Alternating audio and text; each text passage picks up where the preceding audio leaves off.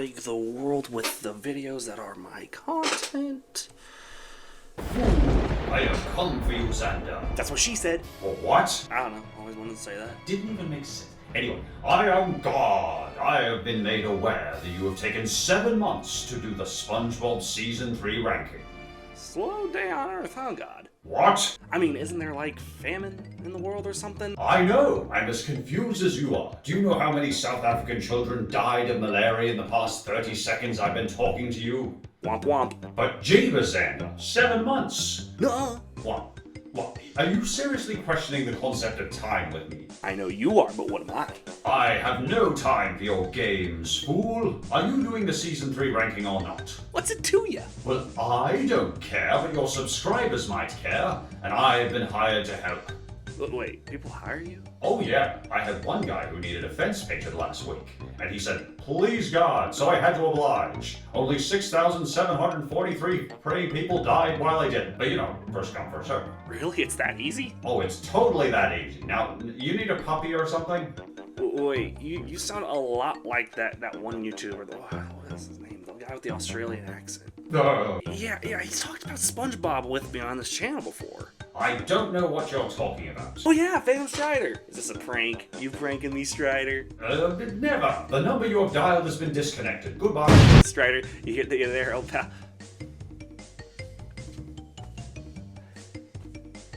It's in the 700K range. I could have really used.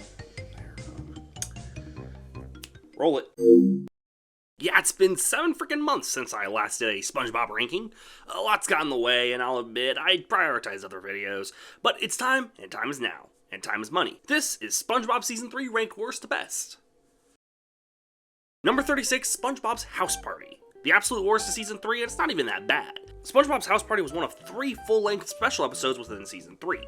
Really, there's nothing specifically wrong with SpongeBob's House Party. It's a fun concept, simple enough, following SpongeBob throwing a house party. Though it is a bit out of character for SpongeBob to be so specific with his activities and the timing of the party. I don't know, that was weird. It's just the episode that made me laugh the least, so it goes at the bottom. So, do you come here often? No. Number 35, My Pretty Seahorse. This one is also pretty alright, just not all that funny. Following SpongeBob befriending and straight up domesticating a seahorse, and the seahorse in turn causing chaos. It's just not overly funny, although some reactions from Mr. Krabs are pretty funny. Mystery got a bellyache from eating Krabby Patties, so I made her a bicarbonate of soda.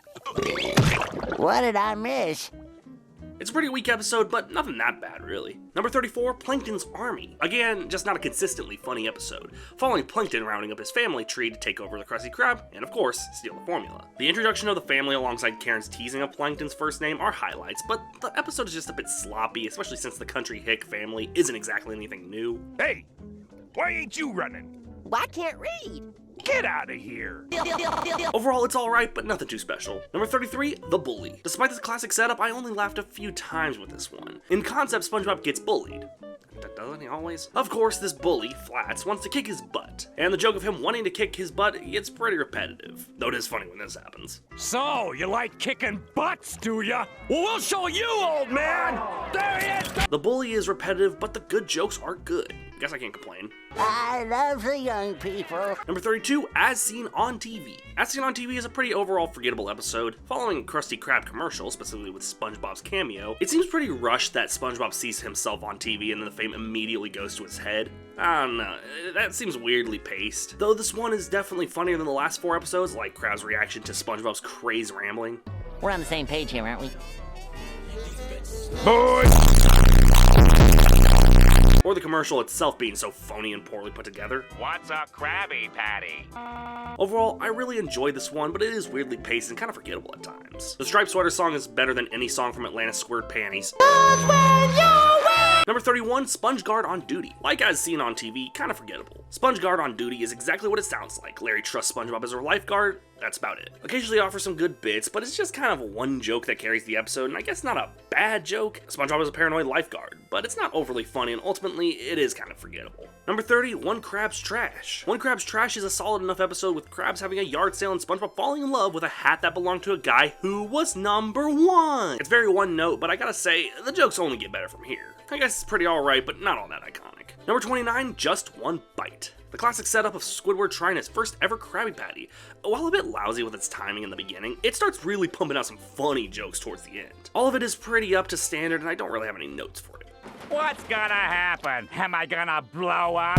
Number 28, Squilliam Returns. Squilliam Returns follows Squad Boy being allowed to run the Krusty Krab for just one night to impress his old rival, Squilliam. A lot of good jokes in this one. The world's smallest violin joke is unfortunately ruined for me by AJR. Oh, boo-hoo! Let me play a sad song for you on the world's smallest violin.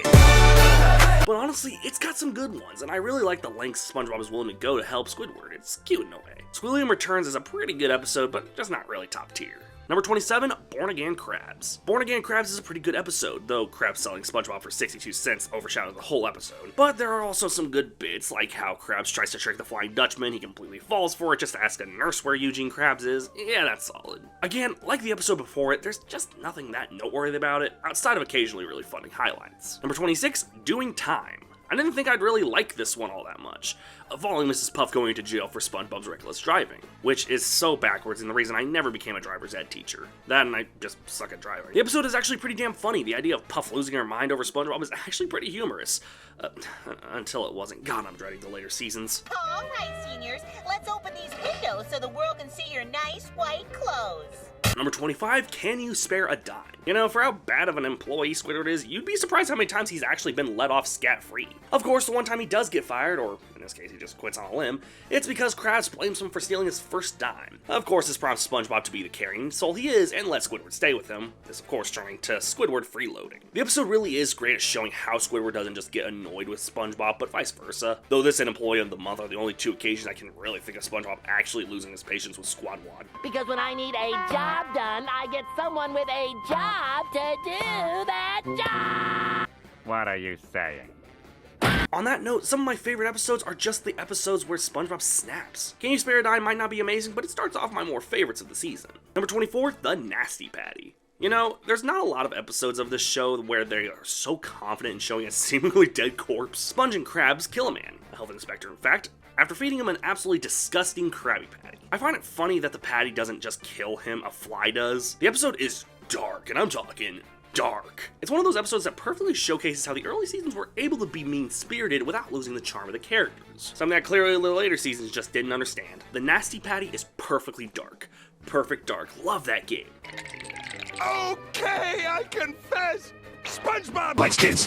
Number 23, SpongeBob BC. The second in the 3 special episodes, this one takes us back to the past, showing how SpongeBob, Patrick, and Squidward survived in prehistoric times. As always, a highlight is Tom Kenny as Patchy, and this is one of the few occasions where one of the Season 3 songs were really good. Season 3's weakness was definitely their songwriting. Well, we got Sweet Victory and Loop-De-Loop in Season 2, so I can't be too ungrateful. I get SpongeGar and Pat Tar as the caveman names, but listen to Squidward's. Wee squawk. Squawg? That's just goofy. Sounds like the name you'd give him in an old school YouTube poop. And it'd be called something like Spinge Bill, Pat Rock, and Squawg go to Vista Del Mar to get dinner or some shit like that. Definitely better than House Party and a fun time overall. Number 22, Krabbyland. Best not to question it. This one is pretty classic with the petty and penny pinching Krabs, who creates a shitty theme park to sleaze kids out of their money. It's almost like life imitates art or something. This one's pretty funny. We always talk about Squidward's torture episodes, but this one falls more into a SpongeBob torture category. And the big difference between the two is that Squidward gets it for no reason, but in most occasions, SpongeBob takes the shit for a greater cause. It's a good episode and definitely funny. Number 21, The Algae's Always Greener. Usually the first episodes of each season fare pretty well, and The Algae's Always Greener is no exception. A classic body swap episode following Krabs and Plankton switching lives. This one's chock full of quotable lines and good humor. Just really good, a really funny episode that really got the season rolling. Good grief, he's naked! Number 20, I Had an Accident. I wasn't expecting to like this one as much, but man is it funny. Following SpongeBob becoming introverted following a terrible accident. The whole episode just shows how good friends Sandy and Patrick are. And this is probably one of my favorite episodes for Patrick. He practically only spits out funny lines. Hey, SpongeBob! The gorilla thing happens out of frickin' nowhere, and it's actually pretty funny thinking of how batshit insane the episode goes in the last 3 minutes. This game stinks. Number 19, Mermaid Man and Barnacle Boy 4. We got 2 of the Mermaid Man and Barnacle Boy episodes in this season, and as you guys know, the Mermaid Man episodes are usually my favorite. The lesser of the 2 for me was part 4, following SpongeBob accidentally getting a hold of Mermaid Man's utility belt and using it irresponsibly. It's this specific episode of Mermaid Man that made me realize that I actually really miss Ernest Borgnine as Mermaid Man. He really knew how to play the character, and this episode shows it. While also being a funny episode, no wonder Part 4 continues the legacy. Here comes our waiter. Number 18, The Great Snail Race. I bumped this one a few points down since it's a little out of character for SpongeBob, following him entering Gary into a snail race. The episode is a bit mean with how SpongeBob treats Gary throughout, but man are there some good jokes. This one's my favorite. Presented to Squidward, Tortellini! While I could have done without the mean spirit, Great Snail Race is hella funny. Number 17, Snowball Effect.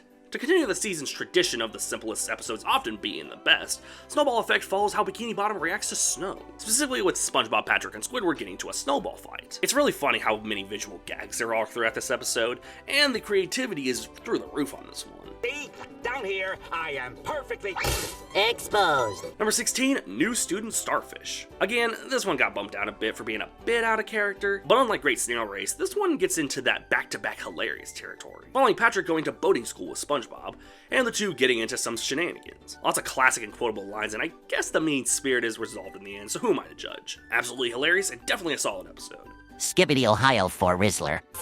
Where am I? Number 15, The Sponge Who Could Fly. The final and best of our 3 special episodes, this one took on the title of The Lost Episode, with the whole intro with Patchy going to a playground and beating up some fucking kids to get the Lost Episode tape. Why they went with this being a Lost Episode considering it's just a normal episode is beyond me. Following SpongeBob wishing to fly, it repeats a few elements from Nature Pants from season 1, especially with SpongeBob obsessing with being amongst the jellyfish. But it's pretty funny and a lot of good laughs, and it's really funny how immediately dependent the citizens of Bikini Bottom are of SpongeBob. While the Lost Episode gimmick is a little forced, I like this episode. SpongeBob betrayed us! Number 14, Missing Identity. Another case of an episode I wasn't really expecting to like. Missing Identity follows exactly that. SpongeBob loses identity, and that's about it. But like Snowball Effect, the simplicity aids the concept greatly, alongside some really solid jokes. It's really funny when the characters overreact to things, if done right, of course. And SpongeBob going these weird lengths for a missing idea is pretty funny considering he could just get another one. They're not hard to print, I'm sure. Missing Identity is fun and simple, the perfect combination. Hi, SpongeBob. The SpongeBob. Number 13, SpongeBob Meets the Strangler.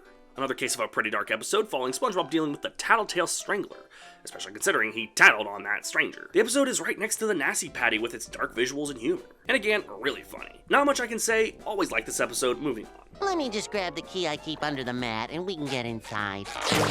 Number 12, Wet Painters. One of my introductions to the series, this episode follows SpongeBob and Patrick painting Mr. Krabs' walls, fearing getting paint on anything. I love how delightfully dumb Patrick is in this one. I don't think this bubble can get much bigger. Nonsense. I really think he peaked in humor with season 3, and the dramatization of everything really aids the episode, and I thoroughly enjoyed it. Assignment. Number 11, Mermaid Man and Barnacle Boy 5. The better of the 2 Mermaid Man specials this season, in my opinion. This one follows Barnacle Boy, excuse me, turning to the dark side and joining evil. So Mermaid Man enlists the help of SpongeBob, Patrick, Squidward, and Sandy to form the Super Friends, which is the surname for this episode. I love Man Ray and the Dirty Bubble, and them being combined with an evil Barnacle Boy makes for a killer trio. I also like that the crimes they're committing are so petty. Like, they pick on teenagers at a makeout location. They could be blowing up orphanages or something. Though, if you're gonna be evil enough to do that, at least redeem yourself a bit. Make it a British orphanage. Number 10, No Weenies Allowed. A classic in the SpongeBob library following SpongeBob becoming determined to get into the Salty Spittoon. Welcome to the Salty Spittoon. How tough are you? How tough am I? I watched an Amy Schumer comedy special. Yes, so without pausing. Oh, dear lord, get in there. Oh yeah, the episode. It's awesome, with back-to-back funny jokes, hilarious lines from Patrick, and a pretty funny ending. This episode has it all. 3 days! Number 9, Clams. Following Krabs earning his millionth dollar and taking his crew on a clam fishing trip. In a smelly old boat on a filthy lagoon? You can pretty much predict where this episode goes, but it is pretty funny. Krabs going crazy over $1 is pretty funny. Also, if he's made $1 million, he's rich as fuck. Don't tell me he can't pay my boy Spindleling. The episode obviously takes from Jaws, but it plays it so well that I can't help but love it. Solid episode for me, million. Oh, he'll come. His dick smaller than my toes. Number 8, Rockabye Bivalve. You wouldn't expect SpongeBob and Patrick become parents to be that much of a concept, but it's surprisingly really funny, as the two become parents to an injured Scallop. Of course, the parents' dynamic, especially considering they're best friends and not a couple, makes the typical couple bickering moments that much funnier. The episode is once again just chock full of great jokes back to back, and honestly, it's just a really good episode, alongside getting a message across about responsibility and parenthood, something I'm sure the adults that watch SpongeBob definitely appreciate. That guy got hit in the head with a coconut! Number 7, Crabborg. This one moved down a bit, but it's still great, following SpongeBob thoroughly believing that Mr. Krabs is a robot. The funniest thing about this episode to me isn't just the coincidences that led SpongeBob to believe Krabs is a robot, but how quickly Squidward is convinced. He's usually shown to have a bit more common sense than the other characters. What's his excuse here? I really like this episode. It's a perfect episode that showcases the chemistry between SpongeBob and Squidward. What is it, SpongeBob? Squidward edges the Skirio-Hyokaisen. Give that level 10 giant Mr. Squidward. Number 6, Pranks a Lot. The final official episode of Season 3, this episode follows SpongeBob and why did I spell Patrick so wrong? The final official episode of Season 3, this episode follows SpongeBob and Patrick buying a bottle of invisible spray, and accidentally turning themselves invisible. This is one of those mini early episodes that showcase how well Tom Kenny and Bill Fagerbach work off each other as the two main characters. It's just really entertaining, but my top 5 could not be beat. Number 5, Club SpongeBob. I gotta be honest, this one definitely jumped around a bit, but Club SpongeBob definitely deserves a spot in my top 5. Following SpongeBob, Patrick, and Squidward getting lost in the kelp forest, aka the worst fucking level in Battle for Bikini Bottom. God, I've gotta do a video about that game, it's a classic. Let me know if you want to see that, it might happen. This is one of the few one-note jokes in SpongeBob that is incredibly funny every single time. The magic conch shell, especially the lengths that it goes, is one of my favorite SpongeBob jokes. And honestly, this and the next 2 entries showcase perfectly why some of the best episodes always involve these 3. Funny ass episode, and definitely worth the top 5. You mean like this? Number 4, the camping episode. I moved this one down just one spot because I will say without the campfire song, one of my favorite SpongeBob songs, this would just be a generally funny episode. With that, the camping episode is exactly what it sounds like. SpongeBob, Patrick, and Squidward going camping and the shenanigans that ensue. With some pretty funny bits with how Squidward makes a competition out of camping, a competition that he swiftly loses to. Alongside stuff like the Sea Bear, this is another episode that shows the chemistry between the main 3. Number 3, the Idiot Box. This top 3 really do all go in my all-time favorite SpongeBob episodes, and the Idiot Box is a classic. Yet another one showing the chemistry of our main 3 characters. SpongeBob and Patrick order a TV that maybe it's the Gen Z in me talking, but looks really lame by today's standards. But of course, like my cats when I go out of my way to get them fucking anything, they only like the box. Because of the power of imagination. It's a back-to-back funny episode that delivers the laughs. Well, you two, shut up! Number 2, Krusty Krab training video. In my time in retail and other endeavors, I have watched a lot of employee training videos. This episode perfectly captures that feeling, but where this training video succeeds in the movie theater training videos didn't, is that I wasn't nodding my head in boredom every 5 seconds because man is this one funny. It's exactly what it advertises, an employee training video for the Krusty Krab, which is completely unnecessary because there's only ever been like 2 employees and the boss. But whatever the case, the way this episode is set up is so well done and really captures the training video vibe while also not being boring and keeping the spirit of SpongeBob. No, you can't make a Krabby Patty without understanding the phrase. Number 1, chocolate with nuts. Okay, for the first time in these SpongeBob rankings, my top spot wasn't too obvious. I definitely went back and forth on a few episodes and ultimately decided it was gonna be chocolate with nuts. This is right up there with Pizza Delivery as one of the few episodes I know inside and out. It's a classic setup following SpongeBob and Patrick selling chocolate bars. It's not mean, it's not over the top, it's got great jokes, SpongeBob and Patrick work well, and man, it's a classic. I love this episode. I love nuts. Honestly, looking back at the first 3 seasons of this show, it was really interesting to see what worked and what didn't work. The creation of a simple man who made so many people's childhoods. Thank you, Stephen Hillenburg. With that, I put your creation to heavenly rest. Oh, that's right, there's like 20 more seasons. Alright, I'll see y'all in a year.